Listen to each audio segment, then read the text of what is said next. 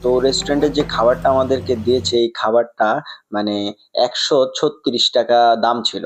মানে এত কম প্রাইসে এই খাবারটা পাইছি মানে খুবই অবাক বিষয়, তাই না? আসলে এটা ছিল একটা অফারের খাবার। আমি আবার অফার পেলে খুবই ভালোবাসি ওইখানে ছোঁ মেরে চলে যাই। তো ভাইকে বললাম যে, "ভাই আমরা তো অফারে খাবার খেতে আসছি, আপনার থেকে কেমন লাগতেছে?" আমার সাথে একটা বড় ভাই ছিল। তো উনি বলতেছে, "না খুবই ভালো লাগছে।" তো এখানে ফ্রাইড রাইস, অন্থন, তারপর চিকেন, তারপর একটু ভেজিটেবল, একটু সস দিয়ে দিছে। খুবই ভালো লাগছে। মানে আমার মতো মানে ছোট্টখাট্ট একটা মানুষের জন্য খুবই পারফেক্ট। তবে এই অফারটা সবসময়ের জন্য ছিল না তাদের। কিছু সাময়িক সময়ের জন্য ছিল। পরবর্তীতে এটার দামটা আরেকটু বেশি অফারের সময়ের কারণে একটু কম দাম নিয়েছে। আমার খুবই ভালো লাগছে।